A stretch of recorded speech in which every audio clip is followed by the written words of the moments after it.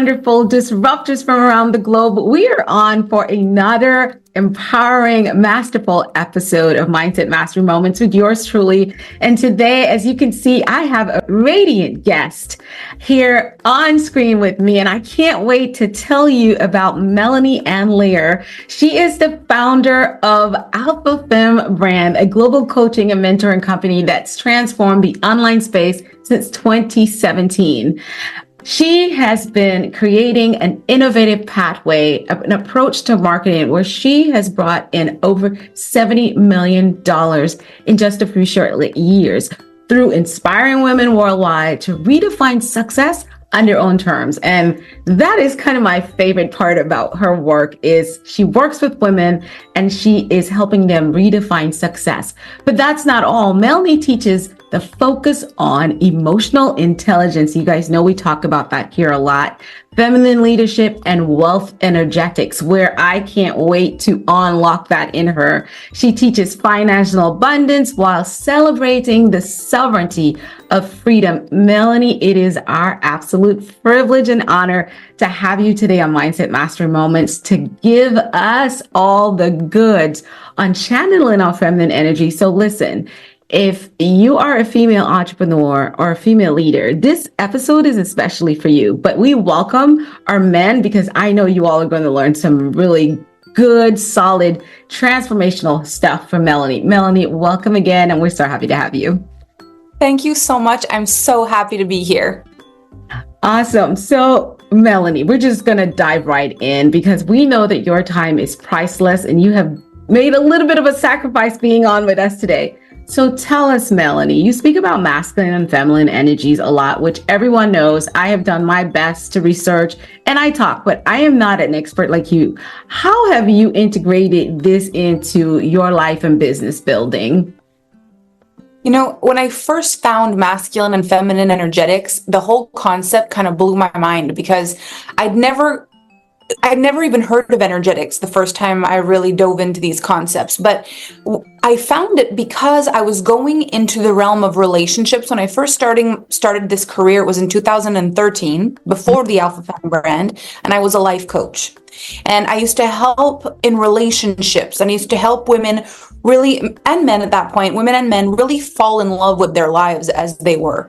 And one of the things that really fascinated me in my own journey, because I landed myself, in a very unfortunate space in my own life, is I was doing the research for myself as well. I was trying to figure out why the dynamics in my relationships weren't working out, why I always ended up being the provider, the mothering energy, the one that had to do everything. And it's like I had an epiphany. I realized I don't think this is supposed to be this way.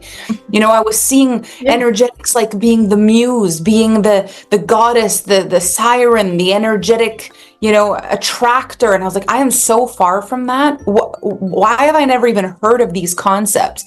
And so it was in kind of understanding the beautiful dance of masculine and feminine energy in relationships that I also started to understand how those work in business, how those work in any typical relationship.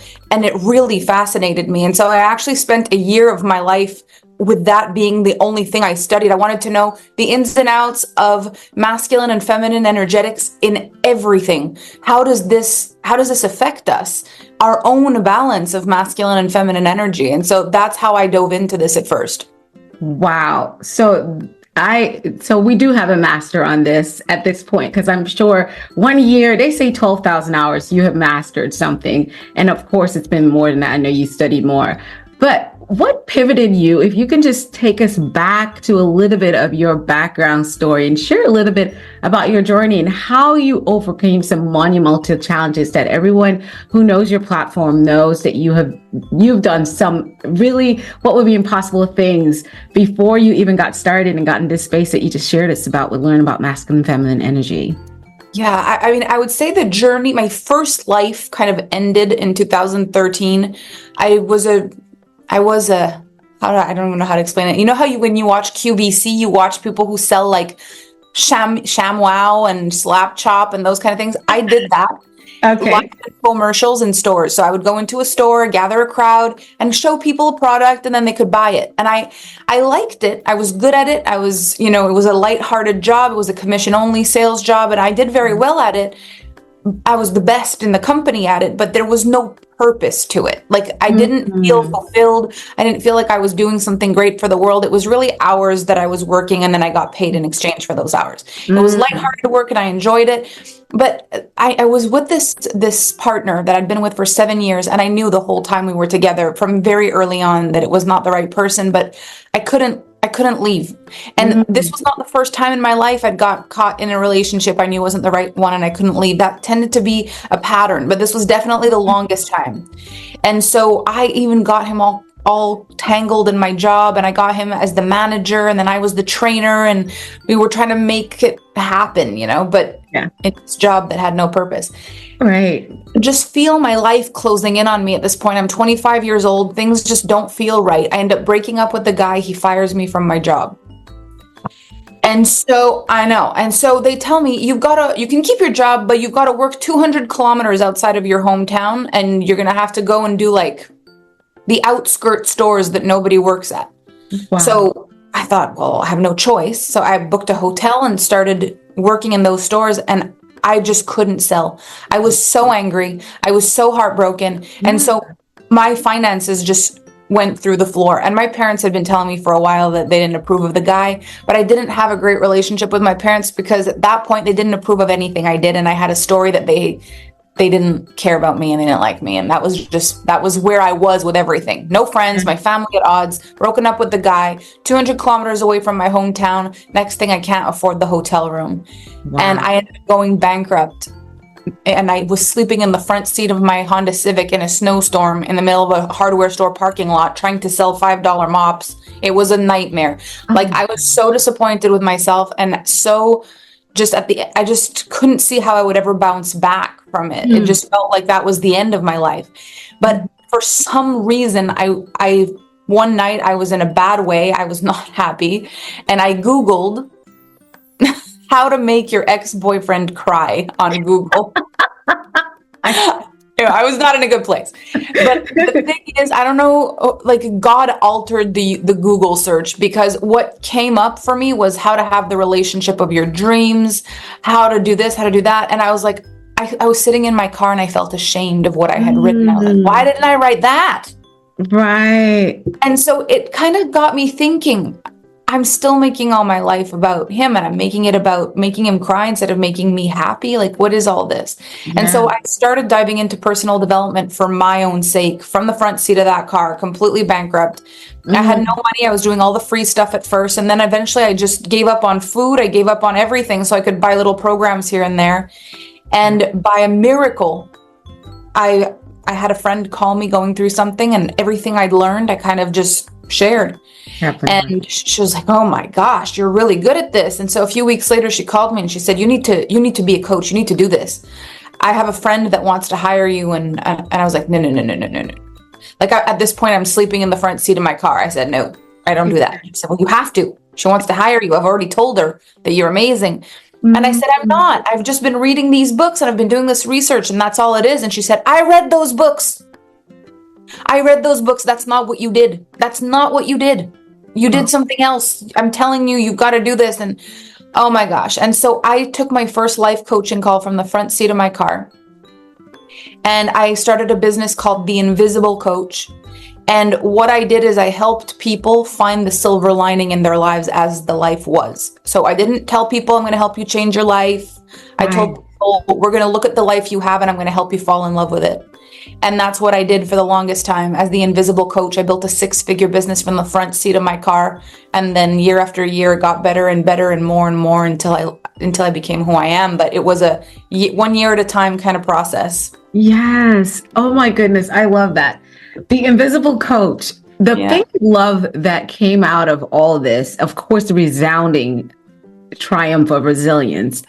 But you said something that a lot of us miss. And this is something that I find myself as I work with clients, as I even have conversations with friends and so on. It's you're always making stuff about other things, other people. When I just posted earlier today that you're going to have to figure out that you are the love of your life.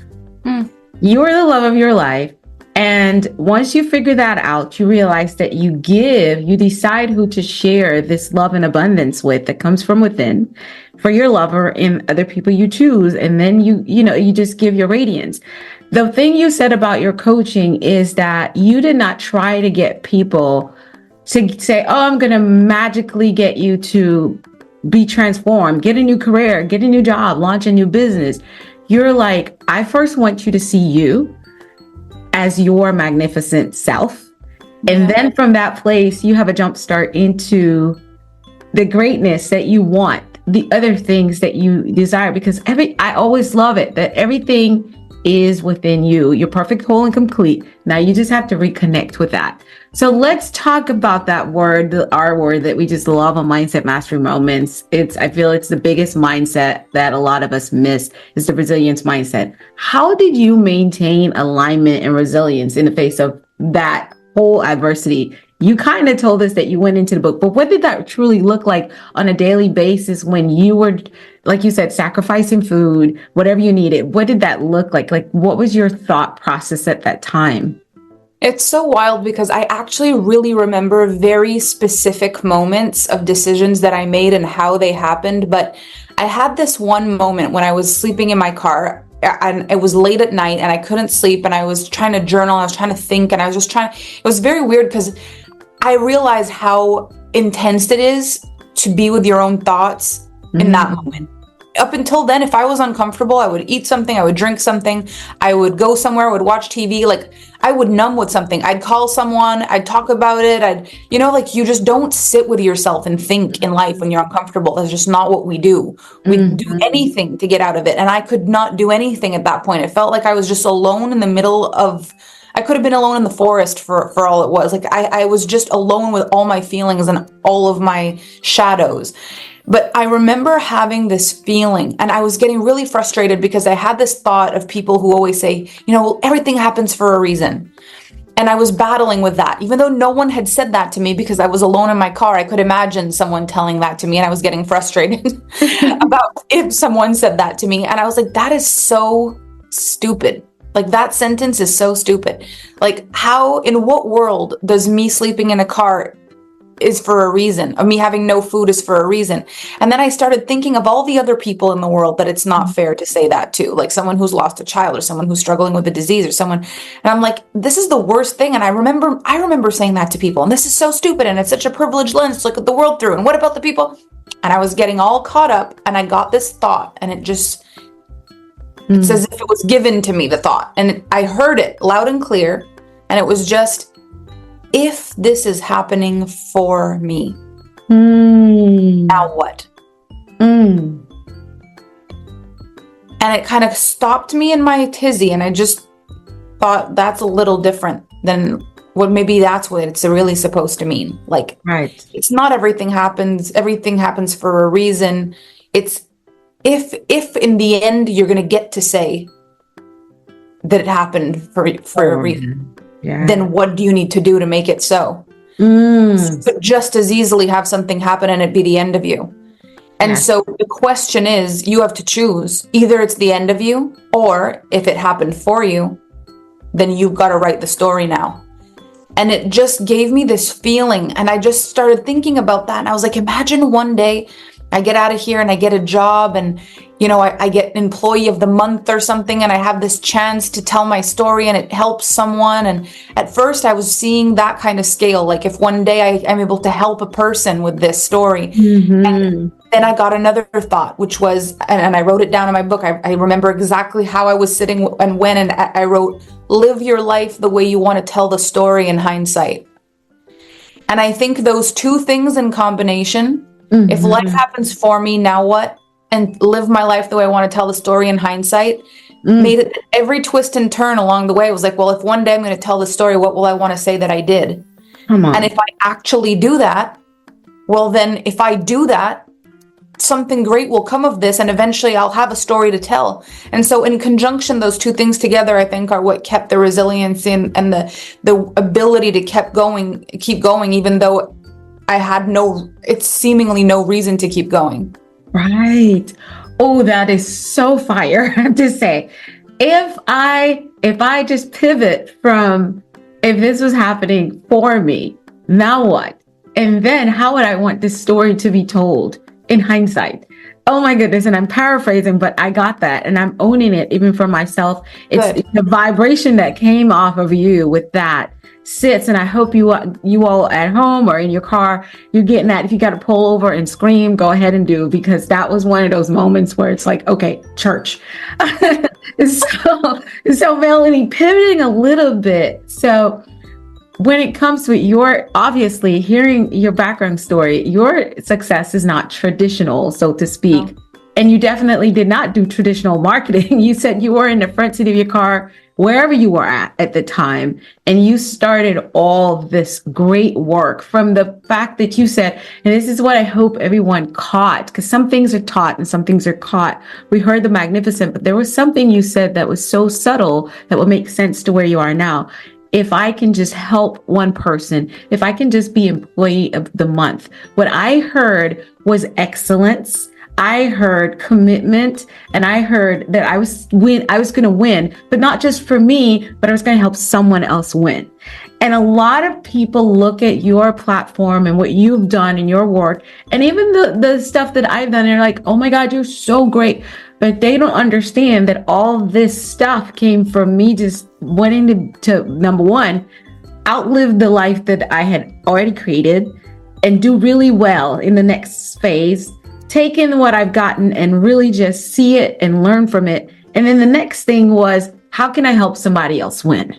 It's really that simple for us, right, Melanie? And so someone on the other side is saying, so, well, you've done way more than become employee of the month. You probably have employees of the month all over the world. How have you been able to build such a strong brand and attract loyal followers from around the globe? How did you do that? You know what? This is one of my other sayings that I like to say, but I say this: you're going to wonder how to do it until you wonder how you did it.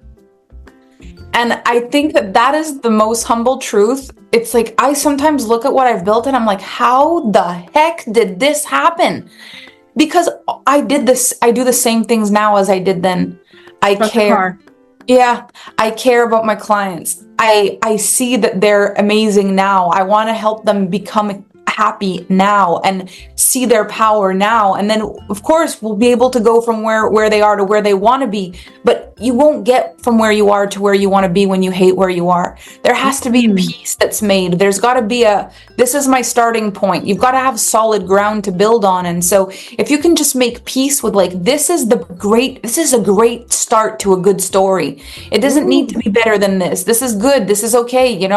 That's how I made peace with all of it, because I really was ashamed of my beginning. I didn't like my story. I didn't want that. I didn't want to have people to know that. I think that's a big part of why I was invisible, because I didn't want that to be part of the story. But I realize now in hindsight, that's a valuable part of the story. Right.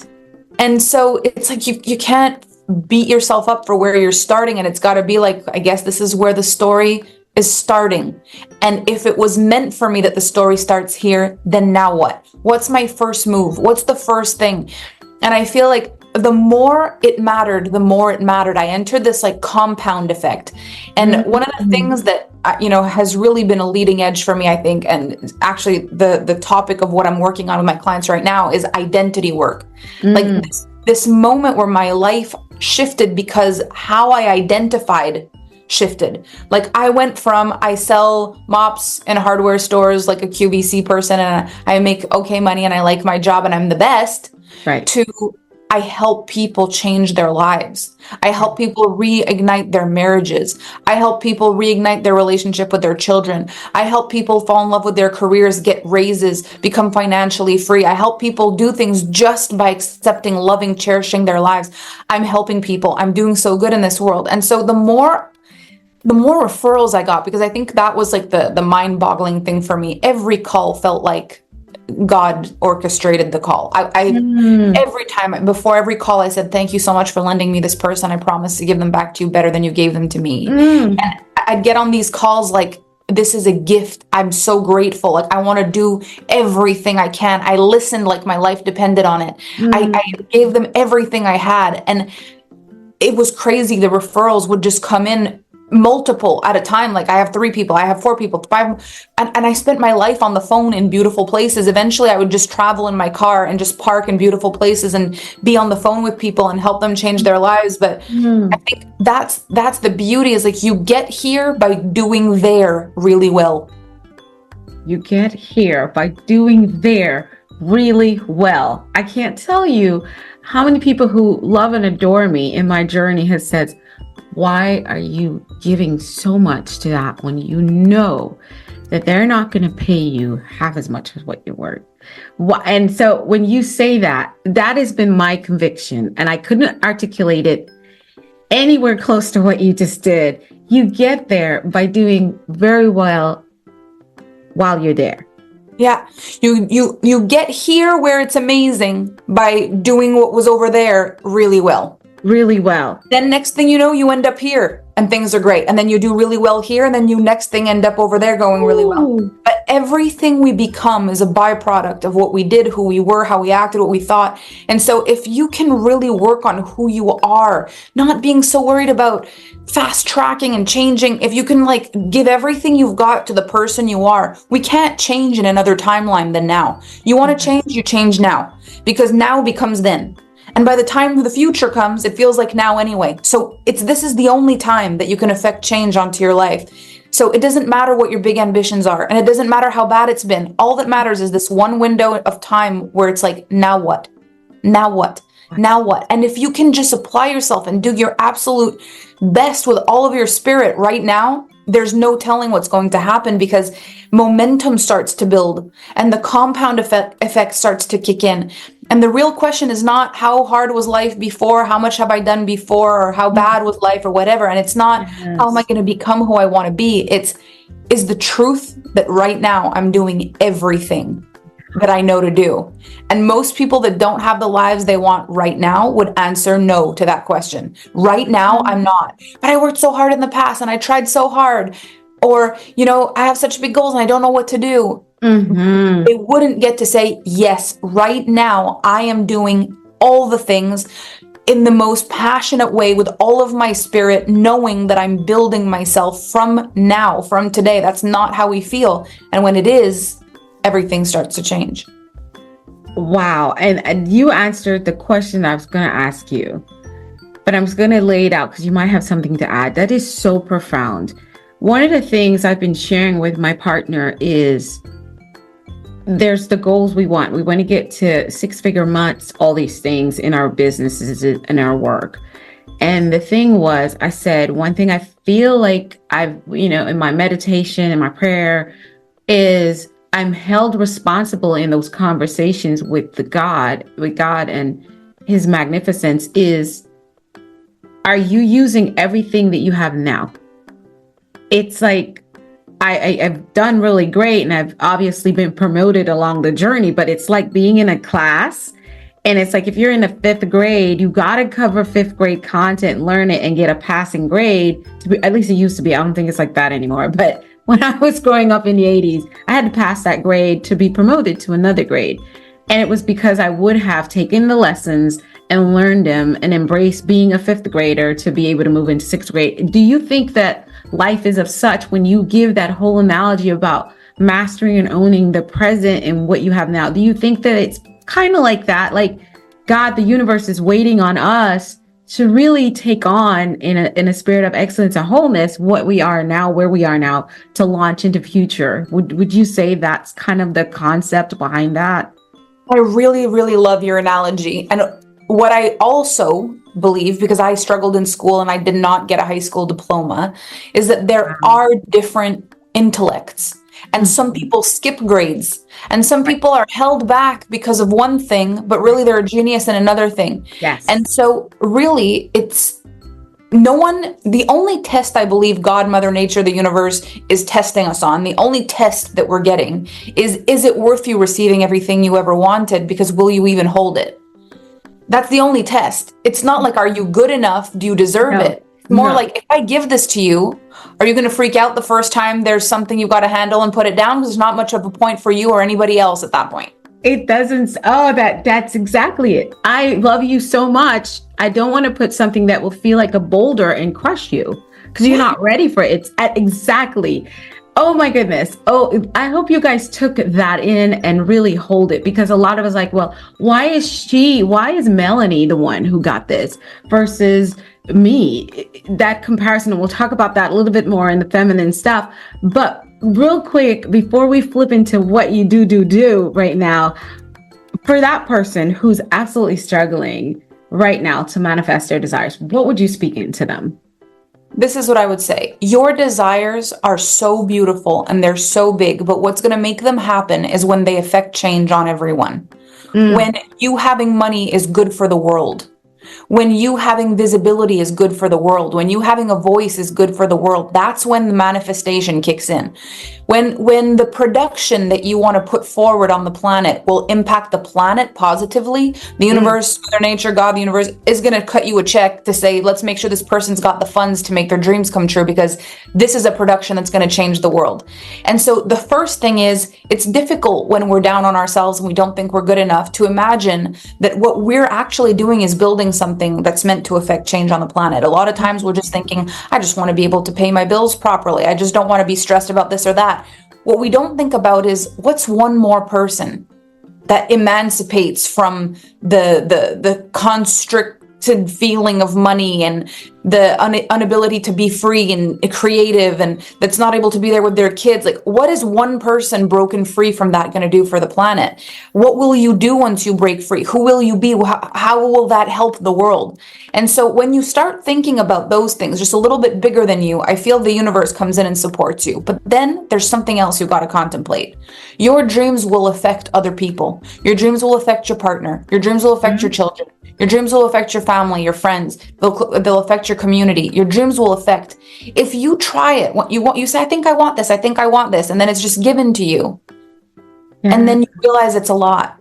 Yes. And there's a lot of responsibility. And there's some things you don't know. And there's some things you're not ready for. How does it serve all the people that your dream touches that you then give up on it? All the people who looked up to you as their evidence of their dreams come true. All the people who hoped that your freedom meant their freedom. All the people who watched as you grew and thought, one day I'll do that too. How does it serve them if you just crash it once you get it? It doesn't. Yeah. And so it makes more sense that you're crafted and you're solid before you receive, so that you can be the example, you can be the story, you can be the one that people look at and say, because they did it, I can do it. That's right. I believe that. They were an example. They started here and now they're there. And if they can do it, I can do it. That's what we're ultimately wanting with these resilient stories. We don't want, oh, she got it for a year and then she lost it. Those stories make everybody terrified. And so exactly. I think what it is we're tested to make sure that once we get everything we've always wanted, we will be the person that can hold it, grow it, and thrive with it. That's the only test. That's the only test. There is a mic drop moment. I can't drop my mic, but I'm dropping it. And you all need to go back, listen again and again, and write. And let the words that are coming off of Melanie today just go into, especially for those who know that they're called for more, because some people don't know yet, and that's okay. You can listen, but those who know, this is your sign. These are your marching orders of where you go back. If you feel like you're on the journey, you're stuck, even you've done so great, go back and listen. So we're going to turn into the work that you actually do, Melanie. And let me just tell you. I actually say one thing, because you made me realize something when you said that. Yes. You know, that not everyone is ready or wanting to do huge things. But I want you to consider something even on a smaller scale. Let's say you would like to get a promotion at your job. You would like to be paid more. Yes. So if you get a promotion at your job, is it fair to say that there's other people in that workplace that also wish they got promoted? Or there's people in your family that have also been wishing they get promoted? And so just a little promotion at your job also holds this? What if you get the promotion and then you're not ready for that level of responsibility and you mess it up and you quit? How is that helping anyone in the business or anyone in your family or anyone who looked up to you like, oh my gosh, she did it? Like, it doesn't help anybody. Even in the smaller things in life, like you want to manifest a relationship, but you're not doing the inner work, and you're just going to go with the first person that's there. And then the people around you that have been single forever that just get so excited, like, oh my gosh, she broke free, she's got a partner. And then you guys break up in a few weeks because you weren't ready. How does that help anybody? So even on a smaller scale, this can be true. Because manifesting your desires is what's big and important to you, no matter how big or small those desires appear to another person or in comparison to another person's, right? Perfect. That shuts it. And we never know who's watching. We never know who's been inspired. We never know who's using us as evidence that their dreams can come true. And so sometimes the thing that is being blocked just so you don't drop someone else's dream right in front of their face. Ooh. It's crazy. I really do believe we're connected that way.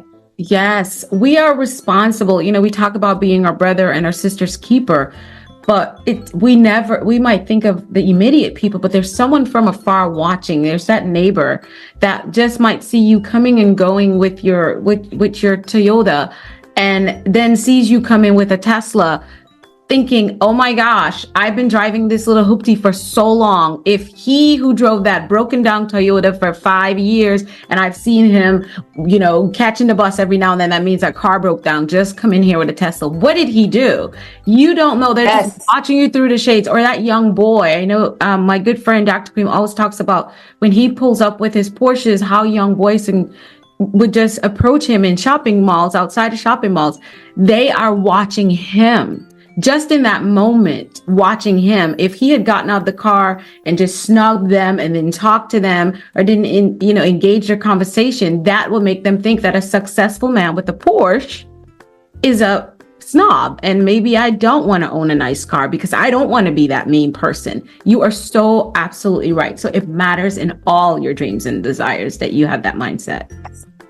Absolutely. So let's dive into what Melanie does with her clients. I mean, I'm going to tell you all, I have dived into her website and her work, and she is going to be my next coach and mentor, because believe it or not, no matter how great you think you are, you need someone in your life that's done and is even greater than where you are and where you desire to go. And so she's going to be sick of me in a little while. I'll be that one person that's like asking questions every time. But tell us, Melanie, what are you doing? I want to switch the conversation a little bit more to the feminine side, that feminine leadership, and how you do that and what you do, because it's so well needed in the world. Tell us. So I really believe in life. It's not so much about what we do, it's who we are when we do it. I believe that money and success is the byproduct of the people we become. And so the work that I do with my clients is a lot of identity work. It's really going in and rewiring, not from this like alter ego place, but more so from a who the heck am I going to be now? Like like I've tested out all these different ways of being. I see what it gives me. You know, am I keeping this, or is there something else inside of me? Because the easiest thing for a person to do is to act in a way that feels right and correct with who they believe they are. Yeah. And so as we change who we believe we are, all the actions become easier to take, and where they come from is from a more empowered place. And so I work with my clients on a lot of inner work, emotional intelligence, world-class communication, image, like how you actually feel and perceive yourself, being unconventional, not needing to fit the mold, finding your own unique thing. And then the kind of skills that we work on are like storytelling, actually going out there and living your life, social media, how to actually create the image that you are really living, how instead of being this cookie cutter, what's going to get me likes, it's more like, what is my real true expression, where people just hire me when they find me because the evidence is there, I'm there, and it's easy to say yes. It's deep money work, it's leadership. It's a different angle, but it's becoming the one. Yes. And so I have helped so many women become multimillionaires, millionaires. The 6-figure month has been a thing I've celebrated so many times with so many clients. It's been extraordinary. First 6-figure years, also first 10K months, of course, and other programs and stuff. But people really come to me when they're ready to embody a next level of themselves. Not just what do I need to do in order to get that, but right. I want to become this. Yes. And that's the work that I do with my clients. And so there's some people will jump in to my membership and do some of my programs. Some people choose to walk with me for a year and they're like, let's do this. Like, I want to walk with you for a whole year. Yeah. I want to do the Alpha Femme experience, which is all my programs. And then I also have masterminds. And then there's a little more close proximity with me. You actually get to talk with me. You get to ask me questions on a weekly basis and we get to actually work together. And so there's just different levels of container based on where you're ready to jump in. But right. I have people who come in because they want to hit their first 10K month. And I have people who come in because they want to scale to 8 figures. Like the sky isn't even the limit. It doesn't exist, I say. The sky doesn't have, okay, when you talk the sky's the limit, like, no, skies don't exist here. I love that. That's such an alignment. Oh my goodness. So tell me a little bit more about the energetic work and money manifestation really quick so our audience can get a taste of what you do. Because when people hear about your background, again, one thing you keep going back is becoming you. And I love to say becoming the best version of yourself, reconnecting with your true identity. And I say true because I feel like we come into this world already perfect, whole, and complete. And then stuff just keeps piling up and it blocks the view. So it's like a reconnection. And so I hear that coming from your work and from your stance and what you believe as well. So how would you say to a person, the energetics, when you talk about energetics and identity, what does that look like in a person just when you're working with someone? So I think this is the easiest way to showcase it. So for me, I believe in the art of business. I don't believe in logical business for my own self. I don't believe it as a concept. I'm very clear and I've seen the proof of concept for logical business as it's perfect. But for me, even in school, anything logical, streamlined, bored me and I was unable to stay focused. What's always really got me is the art of something.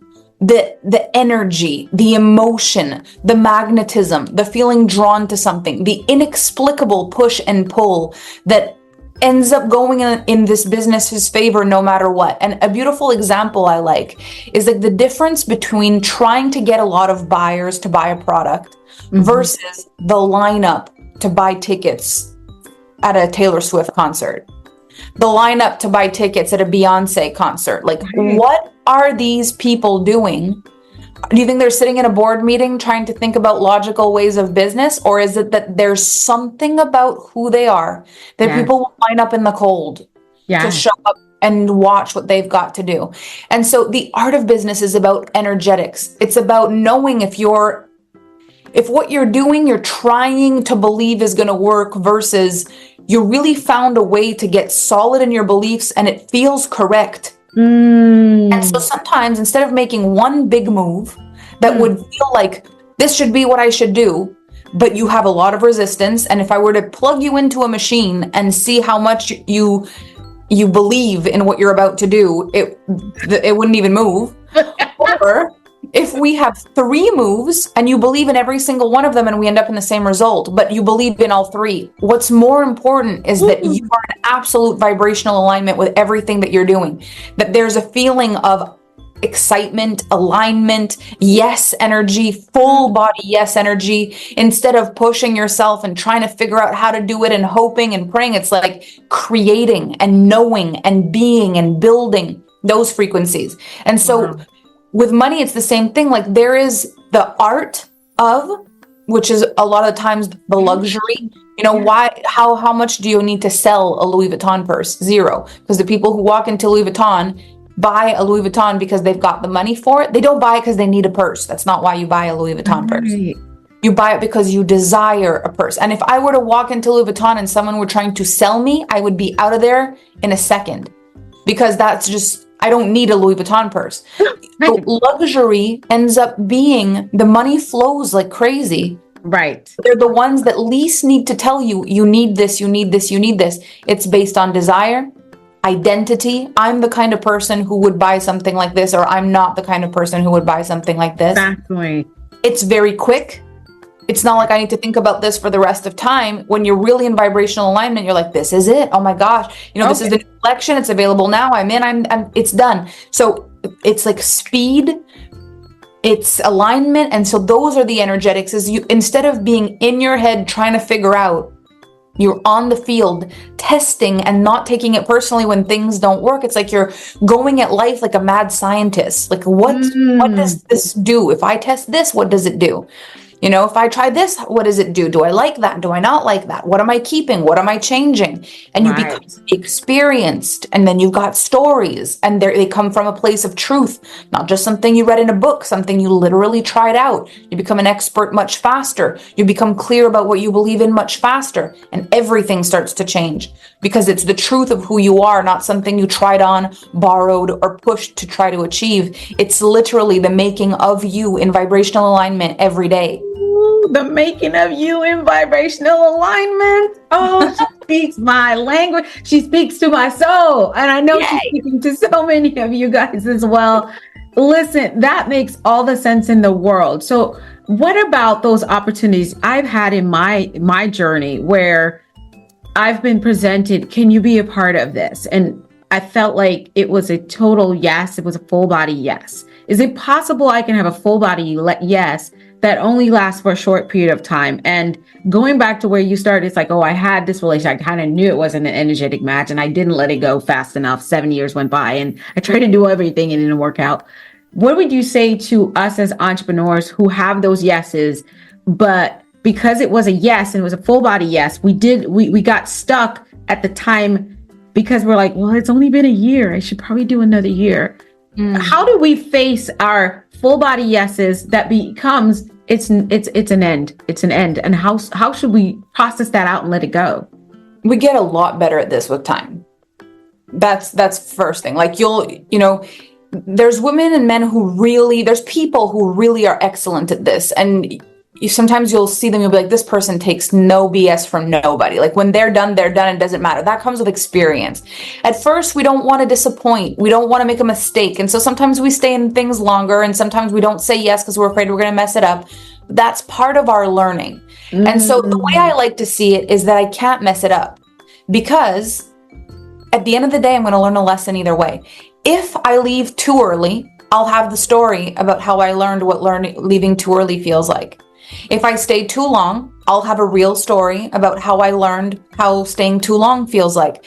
I look at every single success and failure, triumph and pain I've been through in the last 20 years, and they make me a better mentor, better speaker, a better coach, a better person. So what does it matter? Even if I take a 1 year detour and stay somewhere too long for a year, you think that'll matter in 10 years from now when I have an excellent story and more conviction than I've ever had and an actual real example of what I need?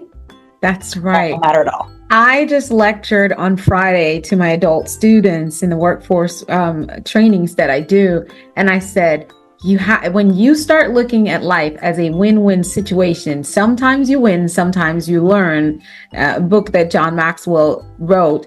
It's still a win. If you're winning, if you're winning, you're winning. Everyone loves it. Great success, right? I was successful at what I intended. But if you feel like you lost, but you learned from it, you have dubbed yourself a win-win situation. And there's no losing. In the length of life, in your lifespan, you will always evolve on top of game. And I say that's how you keep the ball in your court. So I love it. So in that, you can say I either win now or I win later, but either way I win. There you go, because that win will add up, because you have decided that I either win or I learn, and that makes me a winner all the way around. It's when you choose not to learn. It's when you just let that experience go and you get stuck moaning and groaning and complaining about how unfair life is and that you did everything right. But if God was really real, or Mother Nature was even caring about human beings, and you could go on with all those sob stories. You don't hear that here, not because we don't feel. I would say Melanie can tell you she's felt sad, she's felt disappointed, she's felt upset, she's gotten in her mind and her headspace a little bit, but not as much as she used to back when she was in the car. Exactly. It's a quick thing. Like you said, we get better at time. So Melanie, real quick, if you could shed some light on what the woman, that feminine leader that's leading in her feminine, that just creates life, career, business, love on her own terms, what does she look like? It's more what she feels like. Ooh, come on, sister. Yeah, like she wakes up in the morning and she's excited for what's next. Even when something's difficult or hard, she has a bigger reason of getting through it than just she's afraid of looking bad or she's sick of bad things happening. Like she's got a much bigger reason than that. There's people she cares about. There's a mission she stands for. There's even a trust that this will make a great story one day. And she's already wondering, if this is going to be a story one day, then how do I want to tell it? How did I wake up the day after this hard thing happened to me? What did I do next? Let me write the story. She celebrates her wins unapologetically, and she doesn't worry about who'll think she's too much and who'll get triggered or bothered by her wins. She finds the places where people want to win alongside her. And when things are difficult, she finds people to inspire her, and she finds people who, have failed also and can really be compassionate without needing to fix her or give her unsolicited advice, that can actually hold space for a moment of sadness and then say, are we ready to go? She feels confident. And sometimes if she feels wobbly, she feels like she trusts it'll come back. She allows herself to have a sad moment, and she actually experiences that sadness in a more romantic way, in a beautiful sadness. She enjoys life. She feels younger somehow, like more of her life is in the future than it is behind her. She feels like the best is yet to come. She's excited easily about things because it feels like she hasn't seen anything yet. She's constantly interested in how her impact on people will help them, will matter. And so she presents herself differently. She's more aware of herself. She enjoys herself and her own company. She's got always something interesting to talk about, but she's an amazing listener. She's constantly looking to see what valuable things she can pull from a situation, a conversation, or a stranger. She's alive. She's awake. She's up to something. She's creative. She's passionate. Like those are things that she feels. Oh my goodness. It's what she feels. It's her energy, it's her vibration. It's her thought life about herself. Yeah. You did not list anything that said external validation. And this is what I pray that all the women listening to this podcast and listen to it over and over, because that's what I love about podcasts. It's perpetual. Unless the servers break down or something, it's always there. You go back and hear that woman and start to connect with that energy that Melanie so delivered. And then we're here on screen, and I could feel that coming off of her the entire conversation. It's what she embodies. And so if you guys just find her. So Melanie, we do something here that's called Flip the Script. It's just a little fun game about how you switched your mindset. So I want to do that with you. I know a lot of people are always excited to hear what the guests will say based on the power you brought already. Can you share a pivotal, well, you already did. I'm not going to ask you. How did you truly would say that you took your life single-handedly? If you had to name it one thing, what did you shift? What did you do that took your life on the trajectory path that you are now and where you're headed? Because it's a continuum, right? I decided that I matter. Ooh, she decided that she mattered. Oh my goodness. Second thing, how do you define success? Fulfillment. That's beautiful. What's next for Melanie? What's the next big goal, and what's the next big mindset that's required to achieve that? At this stage, I still don't actually have a website. I have sales pages that explain some of my offers, but I still don't have a lot of the things that, we just celebrated $80 million yesterday, $80 million for the brand. And I'm excited to see, the journey to 100 million, which none of it changed my spirit, which I'm so happy about. It's just like more evidence that miracles can happen, more relationships, more clients, more help, more giving back, more of that. But it really is like I'm the same core human. And so I want to keep that all throughout the journey. I want to make sure that by the time I get to that $100,000 or $100 million mark, that we're still in vibrational alignment with all that we believe. But I also want to see like what else can I create that makes it even easier for my students to learn from me and from the women that walk shoulder to shoulder with me in my masterminds, my programs. Like, how do I make it an even better experience for them? And honestly, visibility, because I have actually stayed very small, all things considering. You know, I have never written a book, or I've never spoken on a big stage, or, you know, I've built my entire business organically. So who knows, maybe there's something more public in the future, maybe something like a book, or a reason that I get picked up by something, or more people know me, or I don't know, there's those kinds of things I'm kind of playing with. But what matters to me the most and the biggest thing is more success for my clients, more fulfillment from my clients, more joy from my clients, more messages of triumph from my clients. If we can do that, and that's what paves the way to 100 million, I'm going to do the moonwalk all the way there. I love it. And this is a thing that was so unique about your platform. When I was, you know, pitched it for you to be a guest on the show, it's like, where has she been? Yeah. But then I feel like someone listening to us, please catch that. Because a lot of us believe that we need all the social media likes, shares, and applause to live our best version of ourselves and create great impact where we help other people. Some of my biggest wins and the most money I've made, no one knows.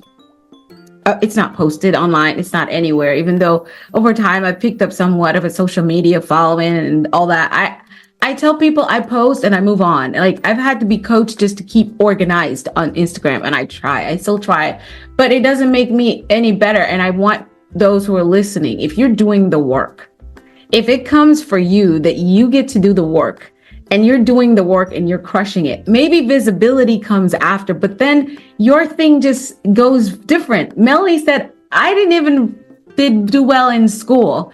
That's the genius. And I've been a teacher, Melanie. So trust me, without being harsh on anybody, it's part of my issues with the education system, because we miss the geniuses, because we want to keep everybody in convention and we don't allow people. I think the best thing we can do is teach our children how to think. And so when you get to create a business and that matters, it's so much to your heart, it becomes more impactful if you just don't follow the trends. And so I know that we are going to be we'll see you on huge stages, because I feel like I know you are a thought leader, and this energy and this voice, what I've heard today is just, it's going to, I mean, you can do it. You can pay for it if you want to at this point, but you haven't. You've just organically allowing your soul and your energy to lead you to that. So I know, congratulations already. And by then I would be one of your students that are in your mastermind yearly. So I will be there in the back somewhere, very close. I look forward to it. I'm manifesting in this moment, because you know when you know. So yeah. Melanie, tell us, how do we find you? Because I did find your pages, so I know what you're doing and I know how to pay. But tell us how to connect with you, so we can be part of the tribe. The best way is to follow along on social media. So either on Facebook, just add me as a friend on Facebook, Melanie Ann Layer, or on Instagram. So my account on Instagram is Melanie Ann Layer, or I have an Alpha Femme account also on Instagram. Just stay connected. You'll usually see whatever's up in there, and then you just DM. It's so simple, yes, but that's what it is. You're like, how do I? And we'll figure it out. It works. Just go ahead, guys. And it's also in the description, wherever you're watching or seeing this. You can connect with her and this beautiful energy, and just follow along and get involved. You need to do some of this work, and you want to go to your next level by first connecting with yourself and launching for it and getting the guidance on how to do it. Melanie and her team has definitely got you on that. Melanie, this has been a fantastic. I was excitedly nervous about this interview, but I guess that's because all the good that was coming from me. I'm always a student first in this podcast journey. I learn from my guests and I grow from the experience, and then we just get to share it with the world. So thank you so much. Before we pull off, I just have to step away from the microphone for about 2 minutes and just let you speak whatever is on your mind. We call it Mindset Bites to Go. So I'm going to pull off screen and let you go for it with the viewers and listeners, so they can get one last really good thing to take home. It's all yours. Awesome. You know, the one thing I wish I could just tell everyone on the planet is I don't know if we're actually meant to become one thing. I don't know that the goal is that you find out what your one best version of you is, and then you find that one best version, and then you be that for the rest of your life. I don't even know if that's really the goal. Because where I found most of my joy is in every little memory that has made my life feel like a movie.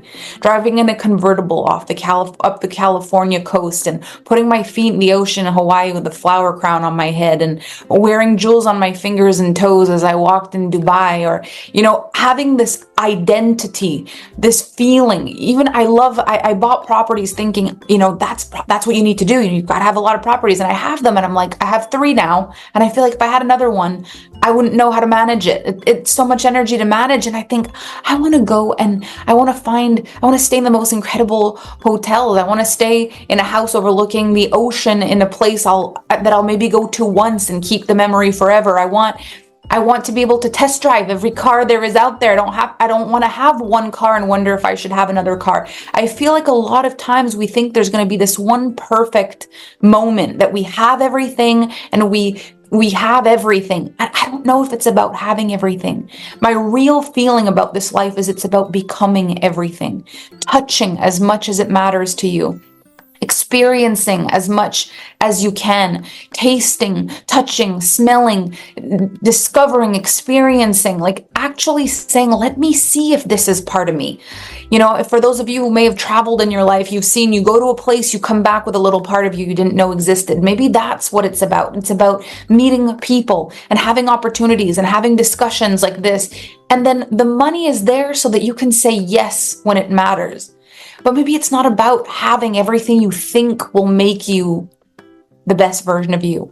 Maybe it's about finding who you were in every different version, in every single story, in every opportunity, in every memory, so that at the end of your life, when you look back, there's just a firework show of memories, of every unique way that you've been, of every unique day that you felt, of every different place you've been and person you spoke to, of every conversation that took your breath away, of every unique day that was never the same twice, instead of trying to lock in the safety that I think so many of us run after our whole lives. And so instead of becoming that one version of me that I think is the best and holding on to her forever, I'm playing the game of being the best version of me every day and seeing how great eventually I can be. But in the end, it'll just be memories. So many memories I have in my past and so many memories that are yet to come. I want to give myself space to be able to pivot and change my mind and want something different. I want to be able to say that was a phase and it was amazing and now I'm in this phase. I want to be able to prioritize one thing and then prioritize a different thing. And I want to be able to change my mind. I want to be able to change my environment. I want to be able to change as often as I want. And so it could be that for you, it's in big chunks of time. It's in saying, let me figure out how the next 5 years how I want to live the next 5 years and how I want to live the next 10 years. But ultimately, the goal is finding out all of your potential and living as full as you can. And that's attached to becoming the most limitless version of you, the most abundant version of you, where you can say yes when it matters and you can try out anything you might question is maybe better for you, because who knows, until the very last day we're here, there might be something else we didn't know was better. So let's always have the ability, the courage, the energy, and the vision to be able to go find out all the things that were ours to be and do and have during this lifetime. Oh my goodness. You are amazing. I absolutely took all that into my soul. Melanie, your insights and your inspiration has been invaluable to the show. I am just so grateful to have you. And thank you so much for being here on Mindset Mastery Moments. And I know these sound bites will radiate through the lives of so many people and change. You will continue to be the light that you are. Thank you. Thank you so much. And I'll see you on the internet. I'll see you on the internet too. So until next time, disruptors, stay empowered and aligned with your dreams.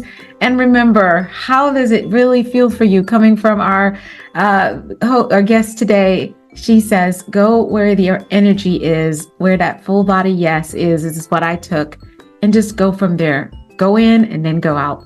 Until next time, see you later. Bye.